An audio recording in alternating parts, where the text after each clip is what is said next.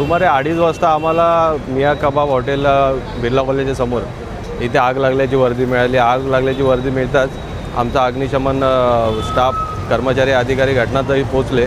बघितलं असता त्यांच्या चिमणीला आग होती, तरी आग पाणी मारून त्वरित विझवण्यात आली। खबरदारी म्हणून आम्ही दुसरी गाडी पाठवली, परंतु एका गाडीमध्ये फायर फायटिंग पूर्ण झाली। इतर कुठली दुखापत नेमकी आग कशाला लागलेली, काय कारण आहे आगीचं, काय त्याच्यात कळालं आहे का?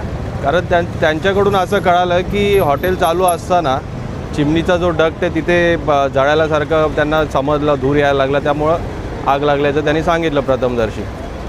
माझं नाव मंगेश चंद्रकांत खातू, विश्वनंदा सोसायटीचा चेअरमन आहे मी, आणि हे विजय पांचाळ सेक्रेटरी आहेत, खजिनदार मयूर प्रधान। इथे मी घरी आलो जस्ट आणि बघितलं तर ओरडाओरड, माझ्याकडे काम चालू होतं तर ओरडाओरड झाली, आग लागली म्हणून खाली उतरलो। मिसेसला बोललो लवकर तू खाली आटो, पण बघितलं तर चिमणीला पूर्ण दूर त्याकडे आणि लोक इथे जमलेली सगळी। आणि त्याच्यानंतर मग ह्यांना सगळ्यांना म्हणजे हे सगळे जमलेल्यानंतर अग्निशमनला मी प्रीती गार्डनना फोन केला की असं झालं आहे, तुम्ही अग्निशमनला कळवा, आणि पोलीस स्टेशनला कळवला।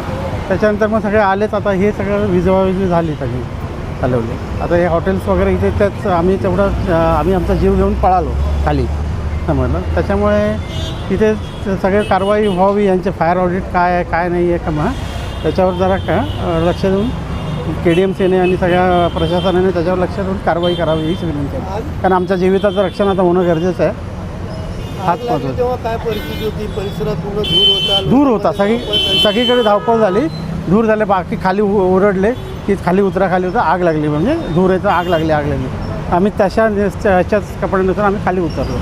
त्याच्यानंतर मग मी पटकन, आणि त्याच्यानंतर ते हॉटेलचे एक आले, त्यांनी काय घेतलं आणि ते आतमध्ये गेले, त्यांना सांगितलं तुम्ही हे करा म्हणून, आमच्याकडे कसं काय यंत्रणा नाही आहे। त्यांनी ते केलं आणि मग अग्निशमनवाले आले। त्याच्यानंतर हे आग जास्त पसरली, त्याच्यानंतर सिलेंडर वगैरे काढले त्यांनी बाहेर।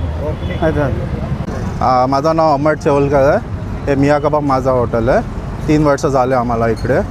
हे जे आहे आज जी आग लागली आमच्याकडे, आमच्या इकडे हे खालती 1 रुपयाचं पण नुकसान नाही काय झालं आहे, खालती काय पण आग नाही। हे जे केलं आहे हे कोणी बाहेरवाला, कोणी सोसायटीवाला किंवा कोणी पण असू दे, हे वरतून लावलेली आग आहे, कारण खालती काय पण आग लागली नाही आहे। फायर ब्रिगेडवाले पण आले, त्यांनी पण बघितलं आहे, त्यांच्यासमोर प्रूफ आहे, तुमच्यासमोर पण प्रूफ आहे, तुम्ही व्हिडिओ घ्या आणि सर्वांनी बघा व्हिडिओ आतमधला।